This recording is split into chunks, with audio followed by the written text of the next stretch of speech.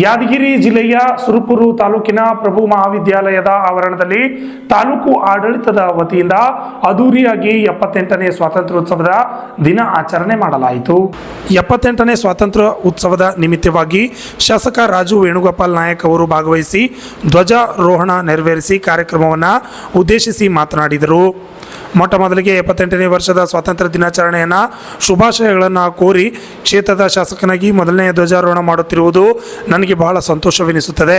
ಆದರೆ ಈ ಸಂದರ್ಭದಲ್ಲಿ ನಮ್ಮ ತಂದೆಯವರಾದ ದಿವಂಗತ ಡಾಕ್ಟರ್ ರಾಜಾ ವೆಂಕಟಪ್ಪ ನಾಯಕ್ ಅವರ ಕೊಡುಗೆ ಸುರಪುರ ತಾಲೂಕಿನ ಅಭಿವೃದ್ಧಿಗಾಗಿ ಅಪಾರವಾಗಿದೆ ಎಂದು ನೆನೆದು ಅವರ ಬಗ್ಗೆ ವ್ಯಕ್ತಪಡಿಸಿದರು. ಹೆಮ್ಮೆ ಅನಿಸ್ತದ. ಸುರಪುರಿನ ನಾಡಿನಲ್ಲಿ ನಾವು ಹುಟ್ಟಿದ್ದಕ್ಕೆ ಬಹಳಷ್ಟು ಹೆಮ್ಮೆ ಅನಿಸ್ತದೆ. ಯಾಕಂದ್ರೆ ಸ್ವತಂತ್ರದ ಚಳವಳಿ ಇವರಿಂದನೂ ಇಲ್ಲಿ ಶುರು ಆಯಿತು.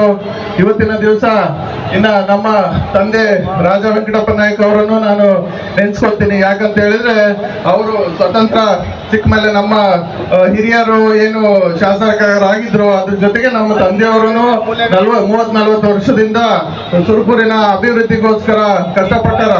ಯಾಕಂತ ಹೇಳಿದ್ರೆ ಸ್ವತಂತ್ರ ಸಿಕ್ಕರೆ ಅಷ್ಟೇ ಸಾಲದು. ಸ್ವತಂತ್ರ ಸಿಕ್ಕ ಮೇಲೆ ಮುಂದಿನ ದಿವಸದಲ್ಲಿ ಯಾವ ರೀತಿ ನಮ್ಮ ಭಾರತ ದೇಶವನ್ನು ತಗೊಂಡು ಹೋಗ್ಬೇಕನ್ನೋದು ಅಷ್ಟೇ ಮುಖ್ಯ. ಈ ಸ್ವತಂತ್ರ ದಿನಾಚರಣೆ ಎಂದು ಅವರನ್ನ ನಮ್ಮ ಆಚರಿಸುತ್ತಿದ್ದೇವೆ. ಇದು ನಾವು ಆಚರಿಸುವ 78ನೇ ರಾಷ್ಟ್ರೀಯ ಹಬ್ಬದ ಮತ್ತು ತ್ರಿವರ್ಣ ಧ್ವಜದ ಸ್ವತಂತ್ರ ಸಾವಿರಾರು ದೇಶಭಕ್ತರ ಸ್ವಾತಂತ್ರ್ಯ ಹೋರಾಟಗಾರರ ತ್ಯಾಗ ಮತ್ತು ಬಲಿದಾನ ಫಲವಾಗಿರುತ್ತದೆ.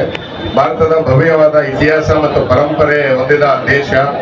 ಈ ದೇಶಕ್ಕೆ ಗ್ರೀಕ್ ರಿಂದ ಯುರೋಪಿಯನ್ನರವರೆಗೆ ವಿದೇಶಿಯರು ದಾಳಿಯಾಗುತ್ತಾ ಬಂದಿತ್ತು. ಹಲವು ವಿದೇಶಿಯರು ನಮ್ಮ ಆರ್ಯ ಮತ್ತು ದ್ರಾವಿಡ ಸಂಸ್ಕೃತಿಯಲ್ಲಿ ಬಿದ್ದು ನಮ್ಮವರಾಗಿಯೇ ಹೋದರು. ಭಾರತದ ಹಲವು ಧರ್ಮ ಪಂಥಗಳಿಗೆ ಜನ್ಮ ನೀಡಿದ ಈ ದೇಶ ವಿಭಿನ್ನ ಸಂಸ್ಕೃತಿಯ ಹಾಗೂ ಪ್ರಕೃತಿಯಾಗಿ ವಿಭಿನ್ನವಾದ ಭೌಗೋಳಿಕ ಸನ್ನಿವೇಶದಲ್ಲಿ ವೈವಿಧ್ಯತೆಯಲ್ಲಿ ಏಕತೆಯನ್ನು ಸಾರುತ್ತಿರುವ ದೇಶವಾಗಿರುತ್ತದೆ. ನಮ್ಮ ದೇಶಕ್ಕೆ ವ್ಯಾಪಾರಕ್ಕೆ ಯುರೋಪಿಯನ್ನಿಂದ ಬಂದು ಬ್ರಿಟಿಷರು ಸುದೀರ್ಘ 185 ವರ್ಷಗಳ ಕಾಲ ಭಾರತೀಯ ಸ್ಥಳೀಯ ರಾಜ್ಯದ ಒಗ್ಗಟ್ಟು ಮರಿದು ಭಾರತದ ದೇಶದಲ್ಲಿ ಏಕ ಚಕ್ರಾಧಿಪತ್ಯ ಸ್ಥಾಪಿಸಿ ಆಡಳಿತ ನಡೆಸಿದರು. ನಾವು ನಮ್ಮ ದೇಶದಲ್ಲಿಯೇ ಆದ ಗುಲಾಮರಾಗಿ ಬದುಕಿದೆವು.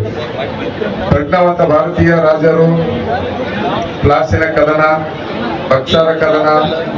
ಸ್ವಾತಂತ್ರ್ಯ ದಿನಾಚರಣೆ ಕಾರ್ಯಕ್ರಮದಲ್ಲಿ ವಿವಿಧ ಶಾಲೆ ಮಕ್ಕಳಿಂದ ಸಾಂಸ್ಕೃತಿಕ ಕಾರ್ಯಕ್ರಮವನ್ನು ಏರ್ಪಡಿಸಲಾಗಿತ್ತು. ವಿವಿಧ ಕ್ಷೇತ್ರದಲ್ಲಿ ಸಾಧನೆಗೈದ ಮಹಿಳೆಯರಿಗೆ ಸನ್ಮಾನ ಮಾಡಲಾಯಿತು. ಈ ಸಂದರ್ಭದಲ್ಲಿ ತಾಲೂಕು ಆಡಳಿತ ಸೇವಾ ಸಮಿತಿ ಅಧ್ಯಕ್ಷ ಕೆ ವಿಜಯಕುಮಾರ್, ನಗರಾಭಿವೃದ್ಧಿ ಪ್ರಾಧಿಕಾರ ಅಧ್ಯಕ್ಷ ಪ್ರಕಾಶ್ ಗುತ್ತೇದಾರ್, ಕಾಂಗ್ರೆಸ್ ಪಕ್ಷ ಯಾದಗಿರಿ ಯುವ ಘಟಕದ ಅಧ್ಯಕ್ಷ ರಾಜಾಕುಮಾರ್ ನಾಯಕ್, ಪೌರಾಯುಕ್ತ ಜೀವನ್ ಕಟ್ಟಿಮನಿ, ತಾಲೂಕು ವೈದ್ಯಾಧಿಕಾರಿಗಳು ಸೇರಿದಂತೆ ಅನೇಕರು ಹಾಜರಿದ್ದರು. HM ಹವಾಲ್ದಾರ್, RJ 32 ಕನ್ನಡ ನ್ಯೂಸ್, ಸುರಪುರ.